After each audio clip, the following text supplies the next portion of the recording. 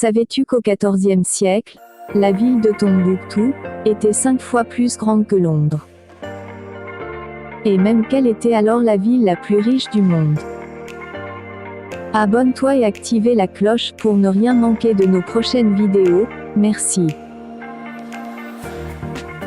Près de 200 ans avant Christophe Colomb, des marins maliens débarquent en Amérique. La ville malienne de Tombouctou avait une population de 115 000 habitants au XIVe siècle, 5 fois plus peuplée que la Londres médiévale. National Geographic a récemment décrit Tombouctou comme le Paris du monde médiéval, en raison de sa culture intellectuelle. Selon le professeur Henry Louis Gates, 25 000 universitaires y ont étudié.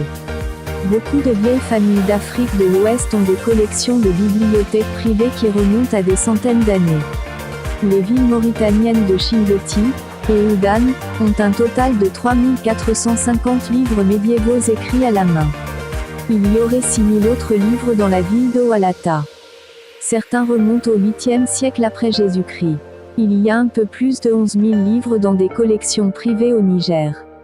Enfin, à Tombouctou, au Mali, il y a environ 700 000 livres survivants. Ils sont écrits en mandé, suki, peul, sudani. Le contenu des manuscrits concerne les mathématiques, la médecine, la poésie, le droit et l'astronomie.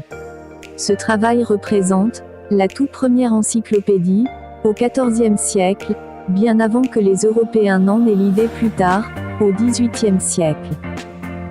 Une collection de 1600 livres était considérée comme une petite bibliothèque pour un érudit, de l'Afrique de l'Ouest au XVIe siècle. Le professeur Ahmed Baba de Tombouctou annonçait avoir la plus petite bibliothèque de tous ses amis, il ne disposait que de 1600 volumes. Concernant ces vieux manuscrits, Michael Palin, dans sa série télévisée « Autour du Sahara », a déclaré que l'imam de Tombouctou dispose d'une collection de textes scientifiques qui montrent clairement les planètes en orbite autour du Soleil. Elle date de plusieurs centaines d'années. Preuve palpable de ce que les érudits de Tombouctou en savaient beaucoup plus que leurs homologues européens. Au XVe siècle, à Tombouctou, les mathématiciens connaissaient la rotation des planètes, connaissaient les détails de l'éclipse, ils savaient des choses qu'il a fallu attendre près de 200 ans pour savoir en Europe, à l'avènement de Galilée et Copernic. L'ancienne capitale malienne de Niani avait un bâtiment au XIVe siècle appelé la salle d'audience. Il était surmonté d'un dôme, orné d'arabesques de couleurs vives. Les fenêtres de l'étage supérieur étaient faites de bois et encadrées d'argent, celles des étages inférieurs étaient faites de bois et encadrées d'or.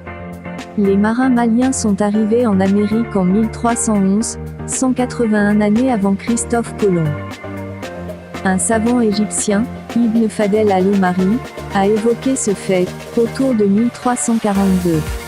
Dans le 10e chapitre de son livre, il y a un compte-rendu de 2 grands voyages maritimes commandés par le prédécesseur de Mansa Moussa, un roi qui hérita du trône malien 1312.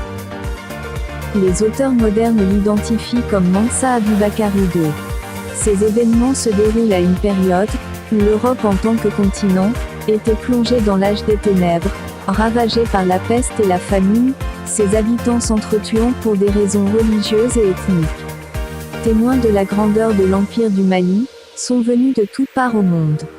Sergio Domian, un amateur d'art et architecte italien, a écrit ce qui suit à propos de ces périodes, c'est ainsi qu'ont été jetées les bases d'une civilisation urbaine.